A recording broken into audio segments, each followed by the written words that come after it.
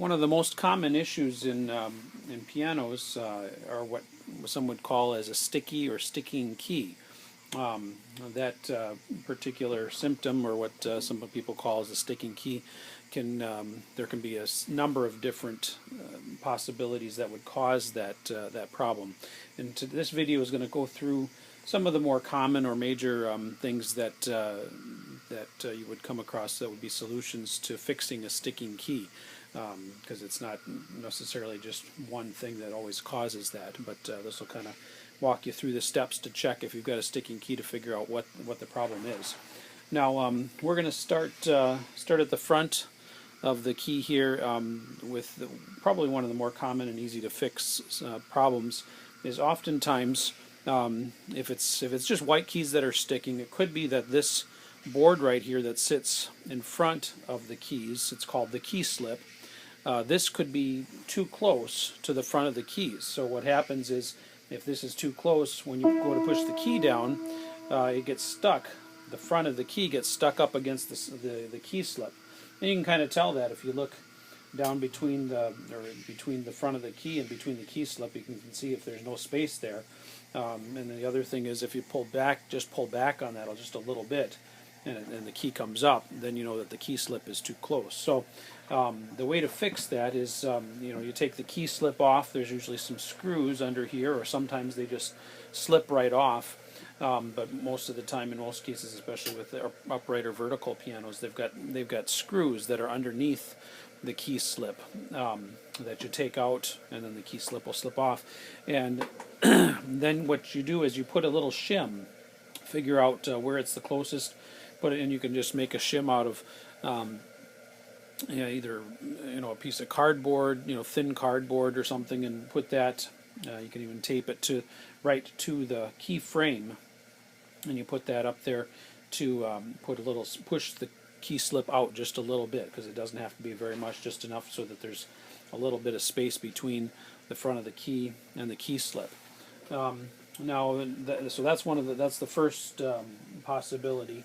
The other thing is that I've taken some of the keys out here, but it could be that the key bushing, which is underneath, try a different key here, which is underneath the key, and that sits right on these key pins right here. Okay, this one back here is a sharp key, and these up here on the front are for the white keys. But this bushing right here, it could be tight, okay, because that's felt. Sometimes the felt swells, and that may need to be replaced or eased.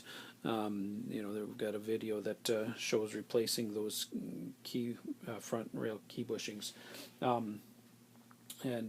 So sometimes that needs replaced. Or it could be that the balance rail felt is too tight. Okay, so there's also felt in this hole, and that sits on these pins here. This is the balance rail pins.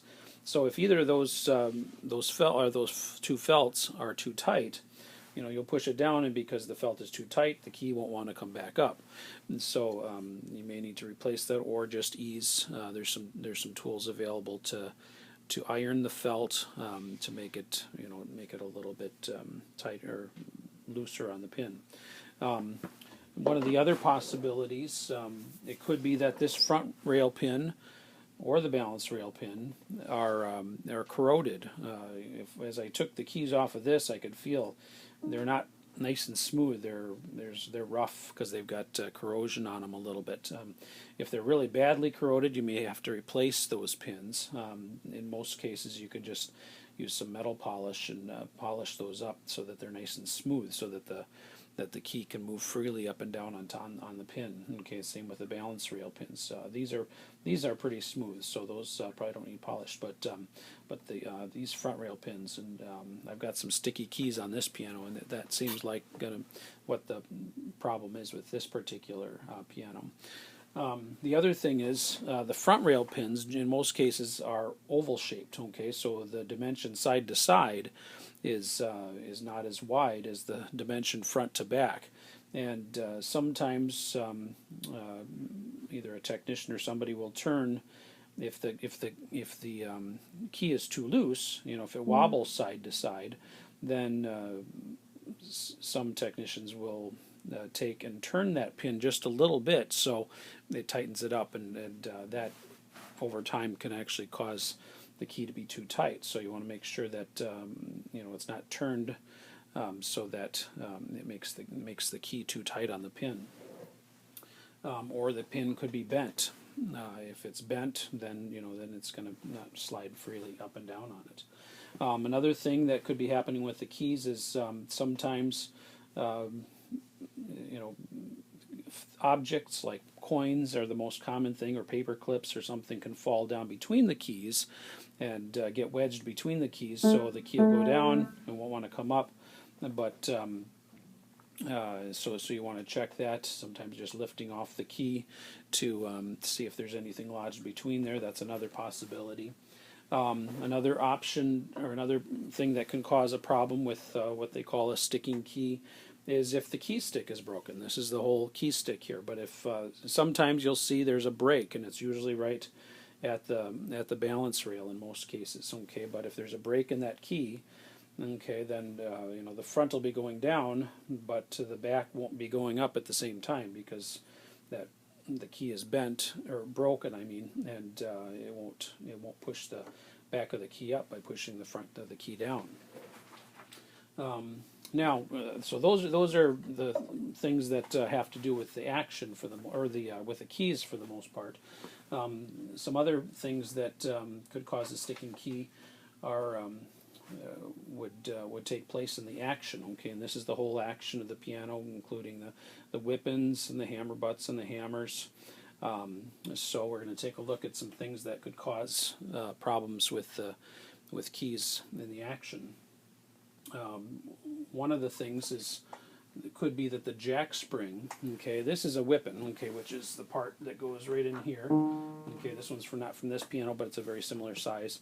This right here, this piece right here is the jack spring, okay, and what that does is this piece here is the jack, and that goes forward when the key is pressed down, okay, and it has to be able to be returned back to its position, and so it's that spring that causes the jack to go back. So it goes forward when the key is pressed down, and then it returns back when the key is released. Okay, and if this spring is broken, or sometimes over time it can get weak, then you need to replace those jack springs. Another possibility is with the jack is this piece right here that holds the jack. It's called the jack flange. Sometimes that becomes unglued. Okay, you might be able to see that it's glued to the main whippen body, and if that glue joint breaks, which I've seen on a number of occasions, that it just pops off, then the jack, of course, isn't going to be able to do its job because it's not attached to the whippen. So it's a fairly simple job, just to put a dab of glue and glue that jack back onto the whippen body. Now, one of the most common things that I've found, you'll come across a piano where you can push down the key and push it down again, but sometimes, especially more commonly with the damper pedal down, you'll hit it, and after a while you'll keep hitting it, and it won't keep playing. Okay, and sometimes you can hit it a few times and it'll go back to playing again, but it'll sporadically have a time where the key will not always respond or won't always play.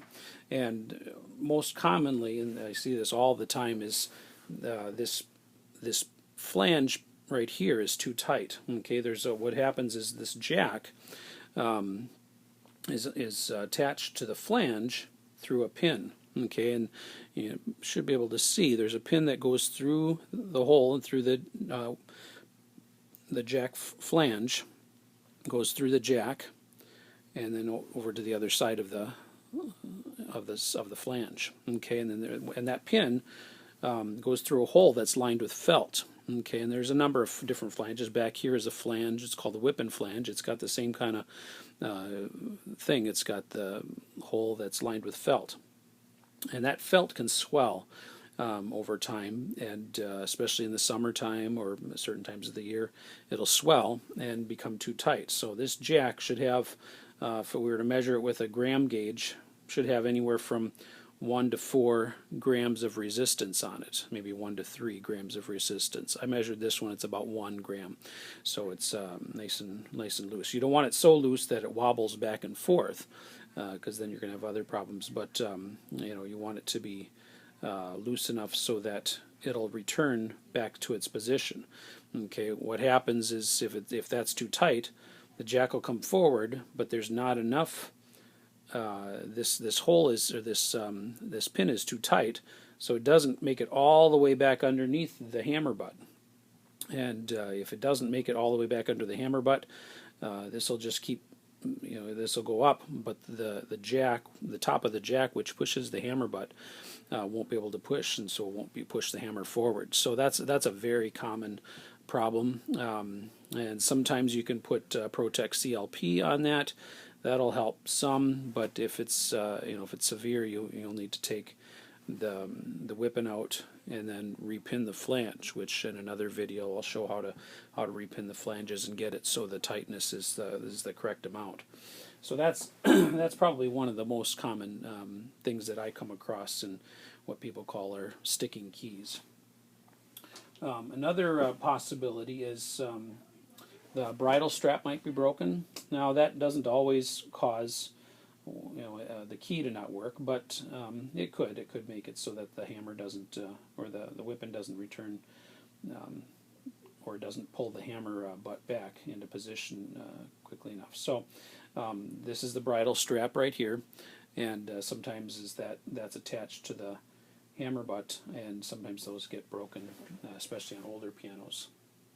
Another thing, somebody says that you've got a sticky hammer or sticky key.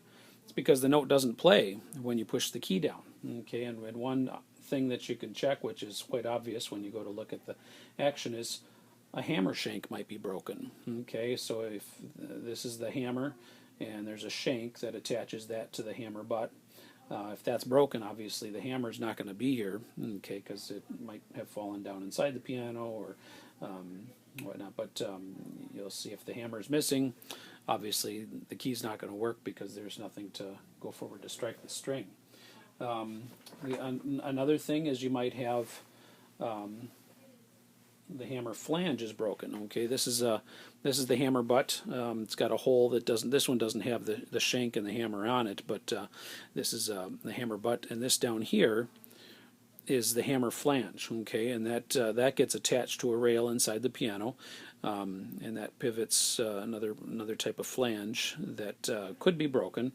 Okay, so if this hammer flange is broken, obviously the hammer's not going to work correctly. It could be sideways or whatever, but that's another possibility. It could be the hammer rail spring is broken or out of place.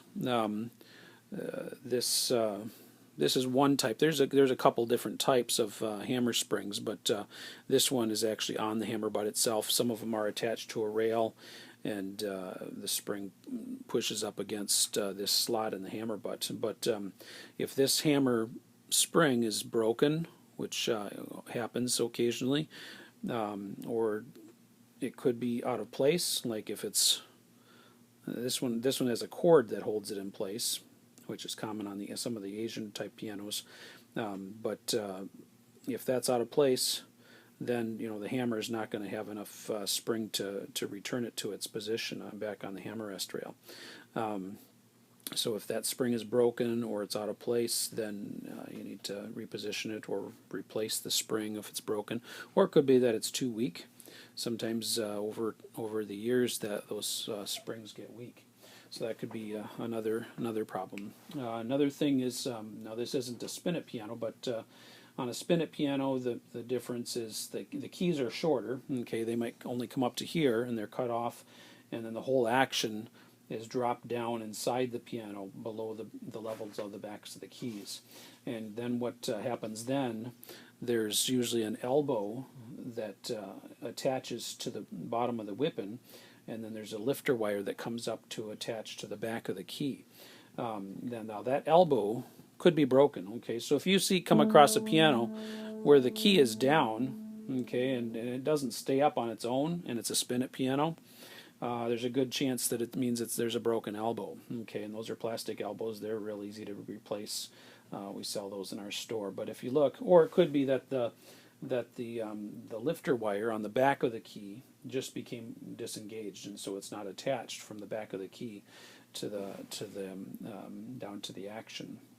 So those are a couple things to check. So when you have a key that doesn't work, or it either sticks down and doesn't come back up, or when you push it, the key goes down and up, but the note doesn't play.